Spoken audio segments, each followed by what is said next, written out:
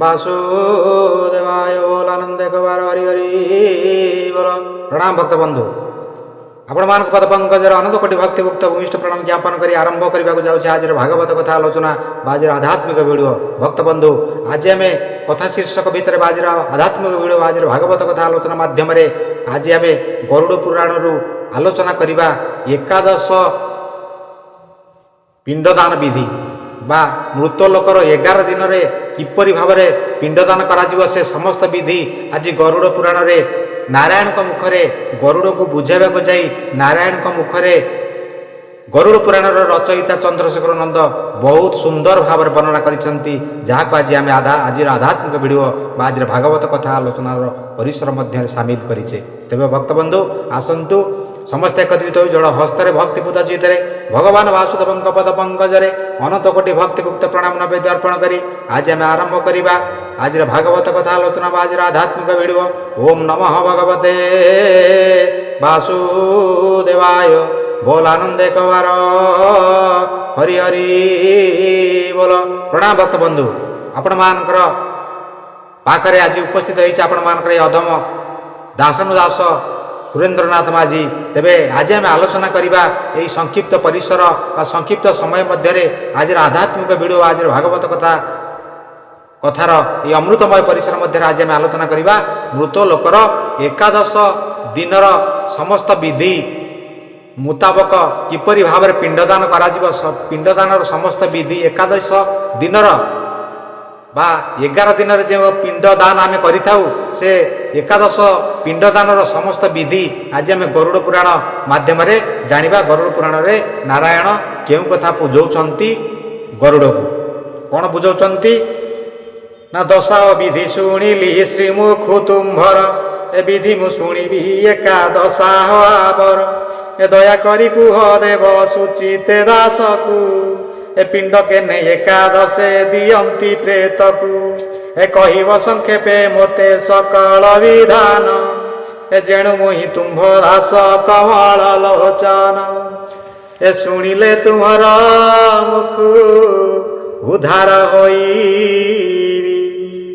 ए मुह क्लेशे भव पारा बार तरी दीवी ए देव कहती जलद गंभीर वचन ए शुण शुण रे गरुड़ देउति भुवन एकादश दिवस रे जे विधि विधान मुहि ताहा कहुअछि मन देई शुण ए उठी करी प्रातः कालु जलाशये स्नान ए गोत्रीय ब्राह्मण करी बेगे डाकी आण ए नमस्कार करी विनयर पाद तले ए उद्धार करंतु प्रेत दया वहिबारे ए करिण विनय यही परकारे तांकु ए नेई अनुमति हेव तत्परे कार्य को ए मन मते कार्य आरंभे विष्णु सुमरिव ए कार्य ताहांक बिनाटी सफल नहिव ए प्रथम रे एणे विष्णु करिव स्मरण ए होइब खंडित सर्व बाधा विघ्नवान ए डकाई ज्ञाति कुटुंब मानकु आनिब ए मिलिन समस्ते पिंड कार्य को करिब ए विष्णु रूप सुवर्णर करिब निर्माण ए प्रतिमा ताम्र निर्मित रुद्रंकर जान ए प्रतिमा जमर लहे निर्माण कराई ए विष्णु को पश्चिम दिगे कलश बसाई ए विष्णु को निकटर से कलश प्रतिमा जतने पूजिब स्थापी जाजक उत्तमा ए गंगा उदक कलशे निधान रे देव वस्त्र जे हलदिया तांकु पिंधाइब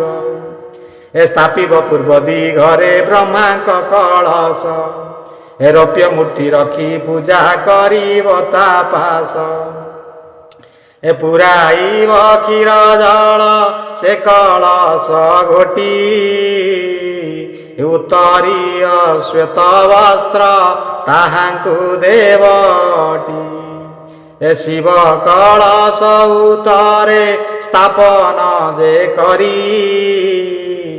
ଏ ତହିଁ ଶିବ ତାମ୍ର ରୂପ ରଖି ଯତ୍ନ କରି ଏ ପୂରଣ କରିବ ମଧୁ ଘୃତେ କଳସକୁ ଏ ପିନ୍ଧାଇବ ରକ୍ତ ବସ୍ତ୍ର ସେ ରୁଦ୍ର ଦେବଙ୍କୁ ଏ ଯମଙ୍କର ଦକ୍ଷିଣରେ କଳସ ରଖିବ ସେ କଳସ ବର୍ଷା ଜଳେ ମଧ୍ୟେ ପୁରାଇବ ଏ ତା ପାଶେ ଲୌହ ପ୍ରତିମା କରିବ ସ୍ଥାପନ ଏ ତାହାଙ୍କୁ କୃଷ୍ଣ ବସ୍ତ୍ର କରିବ ପରିଧାନ ଏ ଏକ ଗୋଟି ମଧ୍ୟ ଦେଶେ ମଣ୍ଡଳ କରିବ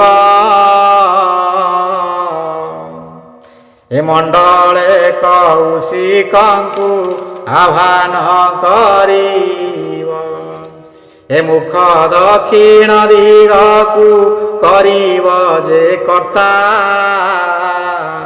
ଏ କରିବ ତର୍ପଣ ଦେବ ତୀର୍ଥ ଭକତିତା ଏ ବିଧାନ କରିବ ତଦନ୍ତେ ହୋମ ଯେ ସତ୍ୱର ଏ 10 ଘାଟ ଶ୍ରାଦ୍ଧ ପୂଜା ତହିଁ ପରେ କର ଏ ଶେଷରେ ଶ୍ରାଦ୍ଧର ଧେନୁ ଦାନ ଯେ କରିବ ଦାନରେ ସେ ପ୍ରେତ ନିଶ୍ଚେ ସ୍ୱର୍ଗେ ବିଳସିବ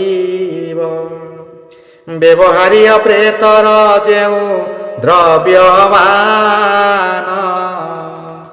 ଥିବ ସେ ମାନ ଗୃହରେ କରିଦେବ ଦାନ ଏ କାଂସ୍ୟ ପାତ୍ର ଘୃତ ପୂର୍ଣ୍ଣ ଦାନ ଯେ କରିବ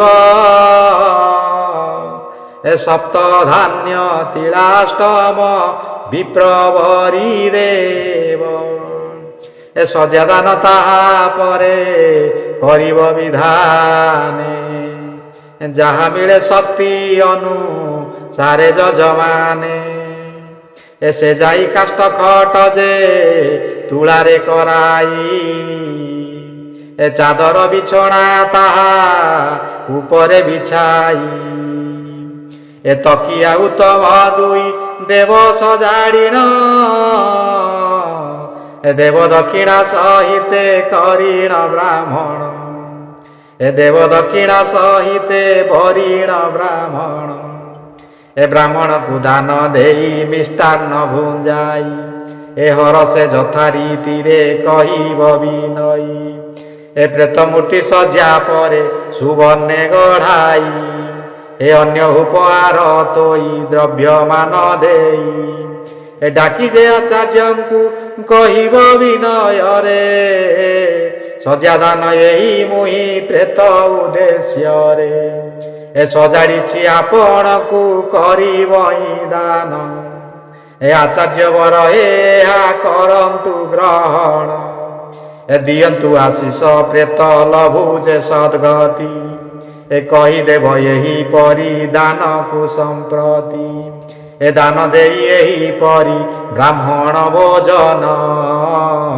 ଦକ୍ଷିଣା ଦେଇ କରିବ କର୍ମ ସମାଧାନ ଏ ମାର୍ଜନା ଜ୍ଞାତିମାନଙ୍କ ସହିତ ହୋଇବ ମଧୁ ଦଧିବୃତ ଦୀପ ଅର୍ପଣ କରିବ ଏ ଯଥାଶକ୍ତି ଅନନ୍ତର ବୃଷ ସ୍ୱର୍ଗ କର୍ମ ଏ ଅଟଇ କରିବା ଭାବୁ ଶାସ୍ତ୍ରର ବିଧାନ ଏ ବୃଷ ସ୍ୱର୍ଗ ନ କରିଲେ ପୂର୍ଣ୍ଣାଙ୍ଗ ଯେ କର୍ମ ଏ କଦାପି ନ ହୁଏ ଭଲ କରି ଜାଣ ଏ ବିଧାନ କହୁଅଛି ବୃଷ ସ୍ୱର୍ଗର ମୁହିଁ ପ୍ରଧାନ ପ୍ରେତ କୃତ୍ୟରେ ଅଟଇଟି ସେଇ ଏ ପୁତ୍ର ଯଦି ବୃଷ ସ୍ୱର୍ଗ ପ୍ରେତ ଉଦ୍ଦେଶ୍ୟରେ ଏ କରିପାରେ ପ୍ରେତ ତେବେ ଯାଏ ସ୍ୱର୍ଗପୁରେ ଦେବଦେବୀ ମାନଙ୍କର ସହିତ ବିହରେ ନିରନ୍ତରେ ସ୍ୱର୍ଗ ସୁଖ ଭୁଞ୍ଜି କ୍ରୀଡ଼ା କରେ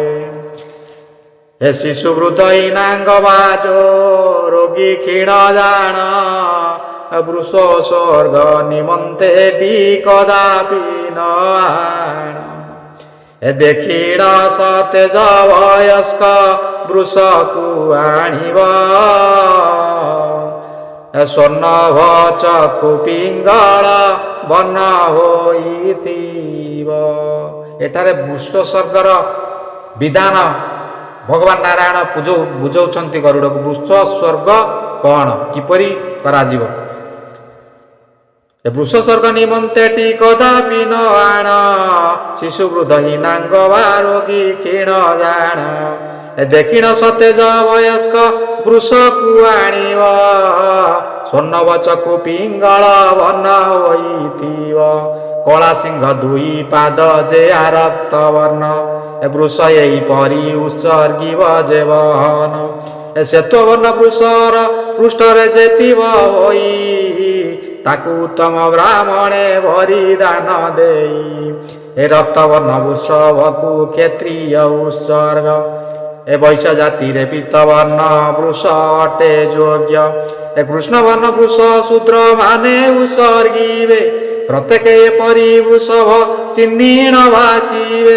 ଉତ୍ସର୍ଗ ପିଙ୍ଗଳ ବୃଷ ବିଧାନେ କଛି, ସ୍ୱରୂପ ତାହାର ଏବେ ବର୍ଣ୍ଣନା କରୁଛି। ସକଳ ଅଙ୍ଗ ପିଙ୍ଗଳ ବୃଷ ପ୍ରତ୍ୟଙ୍ଗାଦି, ହୋଇବ ପିଙ୍ଗଳ ବର୍ଣ୍ଣ ଜାଣ ସେହି ବିଧି। ପଛ ପାଦ କେବଳ ତା ଦୁଇ ଶୁକ୍ଳ ହୁଏ, ବୋଲିଣ ପିଙ୍ଗଳ ବୃଷ ସେ ବୃଷ ବୋଲାଏ। ଯେବେ ଏପରି ବୃଷଭ ପିତୃ ଉତ୍ସର୍ଗନ୍ତି, ପରିତୃପ୍ତ ପିତୃମାନେ ତହିଁରେ ହୁଅନ୍ତି। ଚରଣ ବୃଷଭ ମୁଖ ଶ୍ଵେତବର୍ଣ୍ଣ ହେଲେ, ସେହି ଗୋଟି ନୀଳ ବୃଷ ବୋଲାଏଟି ବଲେ। ସର୍ବାଙ୍ଗ ଯେଉଁ ବୃଷର ଲୋହିତ ଦିଶଇ, ତାହାର ପୁଛ ବସନ ଯେ କପିଳ ହୋଇ। ଚୂଳ ଯଦି ଖୁର ତାର ହୋଇବ କପିଳ, ବୃଷ ରକ୍ତ ନୀଳ ଜାଣ ଶାସ୍ତ୍ରର ବିଚାର। ବୃଷ ପୁଛ ଏକ ରଙ୍ଗ ଯୁକ୍ତ ଖୁରା ଯେବେ, ଦିଶେ କୃଷ୍ଣ ରଙ୍ଗ ତାହା ଶରୀରଟି ଦେବେ। ତାହାକୁ ନୀଳ ପିଙ୍ଗଳ ବୃଷଭ କହନ୍ତି, ଏହି ଦାନ ଦେଲେ ପିତୃଗଣ ତରି ଯାନ୍ତି। ମାଂସଳ ପୃଥୁଳ ଦେହ ରକ୍ତାକ୍ତ ନୟନ, ଅଟଇ ଯେ ମହାନୀଳ ବୃଷଭର ନାମ। ଚିହ୍ନା ଦିଏ ପରିବର୍ଣ୍ଣ ବୃଷ ଉତ୍ସର୍ଗରେ, ମୁକତି ଯେ ପ୍ରେତ ମାନେ ଲବନ୍ତି ସତ୍ୱରେ। ମୁକତି ଯେ ପ୍ରେତ ମାନେ ଲବନ୍ତି ସତ୍ୱରେ। ଭକ୍ତ ବନ୍ଧୁ, ଆଜି ଏଇଠାରେ ଆମେ ଶେଷ କରିବା ଏକାଦଶ ପିଣ୍ଡଦାନ ବିଧି। ତେବେ ଭକ୍ତ ବନ୍ଧୁ, ଆଜି ଗରୁଡ଼ ପୁରାଣ ଆଧାରରେ ଆମେ ଆଲୋଚନା କଲେ ଏକାଦଶ ପିଣ୍ଡଦାନ ବିଧି। ଏଇଠି ସଂକ୍ଷେପରେ ଶେଷ କରୁଛି। ଆହୁରି ମଧ୍ୟ ଅଛି, ଅଲଗା କଥା ସେଥିରେ ବର୍ଣ୍ଣନା କରାଯାଇଛି।